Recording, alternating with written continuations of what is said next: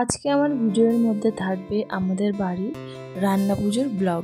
তো মা মনসার রান্না সারা রাত জেগে কিভাবে করলাম সমস্ত কিছু থাকবে এই ভিডিওর মধ্যে। Hello everyone, welcome back to my channel মিঠা লাইফে তোমাদের সবাইকে স্বাগত। আজ হচ্ছে রান্না ভেঙে যাবে কাপ দুটো। আজ হচ্ছে রান্না পুজো। তো এখন ঘড়িতে বাজে 1:45। দেখো স্নান করে এলাম একটু আগে। তো বাড়ির সমস্ত কাজ কমপ্লিট হয়ে গেছে, কিন্তু ভাঙবে শোনা, কিন্তু কাজ কমপ্লিট হলে কী হয়েছে, এখনও সারাদিন সারা রাত কাজ করতে হবে। তোমরা তো জানো, আগের বছরে তোমরা ব্লগ দেখেছো নিশ্চয়ই, যারা আমার ভিডিও দেখো কন্টিনিউ তারা বুঝতে পারে রান্না পুজোতে কতটা খাটুনি হয়, কতটা কী হয়। সারা মাস ধরে ঘর পরিষ্কার সমস্ত কাজ করতে হয়। তো আজ দিনটা গেলে একটু রেহাই পাওয়া যাবে। তো চলো কী কী করি সমস্ত কিছু তোমাদের সঙ্গে শেয়ার করবো। সারাদিন সন্ধ্যা কী কী করি শেয়ার করবো। এইদিকে আমি ব্লগটা শুরু করেছিলাম অনেকটাই বেলায়, কেননা অনেক কাজ করা ছিল। শুধু রান্না পুজো বলে রান্না পুজো না, এখানে মাটির হাঁড়ি সরা আলটা সব কিনে ধুয়ে ধারে রাখা হয়েছে। এখানে সমস্ত কিছু গুছিয়ে রেখে দিয়েছি। এই যে রান্না পুজোটা আমাদের কাছে অনেক সারা বছর অপেক্ষা করি, কিন্তু যা খাটুনি তোমাদেরকে কি বলবো। ঘর ঝাড়া, রান্নাঘর পরিষ্কার করা, সমস্ত কৌটো পাউডা যা যেখানে আছে সমস্ত কিছু পরিষ্কার করা। এই যে দেখতেই পাচ্ছ 3 কেজি 700 মতো এই কাতলা মাছ নেওয়া হয়েছে, চিংড়ি মাছও নেওয়া হয়েছিল। ইলিশ মাছটা একটু পরে আসবে। আর এখন আমি দুপুরবেলা মাম্মামকে খাওয়াতে বসেছি। দুপুর 2টো বেজে, এই কদিন যেন 1 মাস এরকম করে চলতেই ছিল। আজ এই পরিষ্কার হচ্ছে, কাল কিন্তু ব্লগ কিছুই করে উঠতে পারিনি। যেটুকুনি পেরেছি এই রান্না পুজো ব্লগের মধ্যে তোমাদের কাছে শেয়ার করেছি। তো রান্না পুজো পুজোতে বসার আগে রাতের রান্নারও জোগাড় করে রাখতে হবে। তা আমি আটাটা মেখে রুটি করে রেখে দেবো। আর এই যে পাশাপাশি দেখো সমস্ত সবজিও কেটে নিয়েছিলাম, আর আমার শাশুড়ি সব মশলাপাতি গুছিয়ে নিচ্ছিল।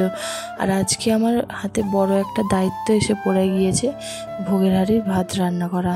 এই যে দেখতেই পাচ্ছ এই ওভেনটাই আমি করব ভোগের হাঁড়ির ভাত। আর এই ভোগের হাঁড়ির ভাত করার সময় কারোর সাথে তো কথা বলতে নেই, আর যদি একটু খুদ বেরিয়ে যায় তো গেল, কারোর সাথে কথা বলতে নেই। তারপরে মুখে কাপড় দিয়ে এই হাঁড়ির ভাত বসাতে হয়।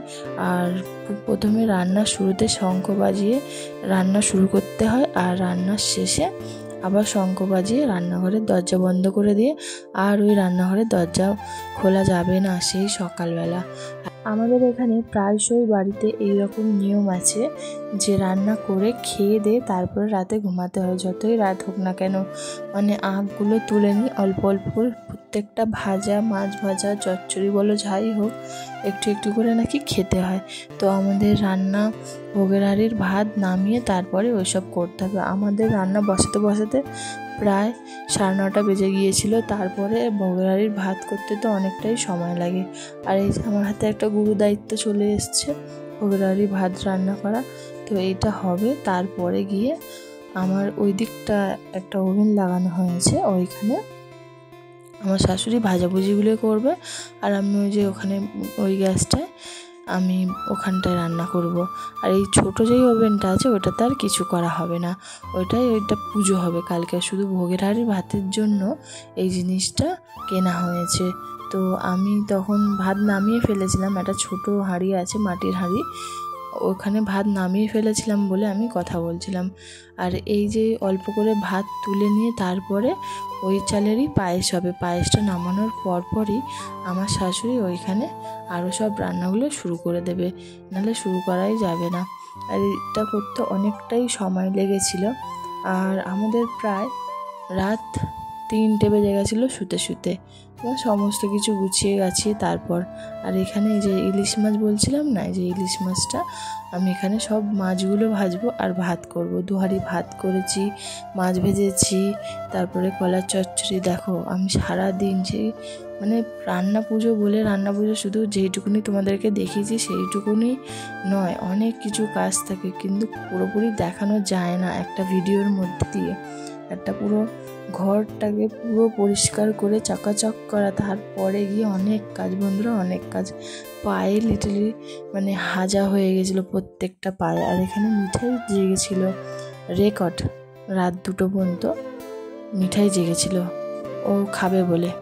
তো ওকে খাইয়ে দাইয়ে তারপর ওকে ঘুম পাড়িয়ে দিয়েছি। এই যে দেখো, বললাম না তোমাদেরকে যে খেতে হয়, তো এখানে এই নিয়ম আছে, আমিও খেয়েছিলাম, যেহেতু আমরা এখানে থাকি নিয়ম তো পালন করতেই হবে। তো শুতে শুতে আমার শাশুড়ি 4টে বেজে গিয়েছিল। আর এইখানে দেখো পরের দিন সকালবেলা সমস্ত কিছু খুলে দিয়েছে, দিয়ে আমাদের 7 পুরুষকে মানে সমস্ত ভাজাভুজি মানে যা যা আছে সমস্ত কিছু দিতে হবে। এই যে উনুন পুজো করতে হয়েছে, ছোটো ছোটো কলা পাতা কেটে ওইখানে দিয়েছে, আর মা মনসার ভোগ করেছি। তো বন্ধুরা, আজকের এই ভিডিওটা আমি এখানেই শেষ করছি, আবার দেখা হচ্ছে অন্য একটা ব্লগে। তো টাটা সবাইকে, রান্না পুজোর অনেক ভালোবাসা, শুভেচ্ছা, টাটা।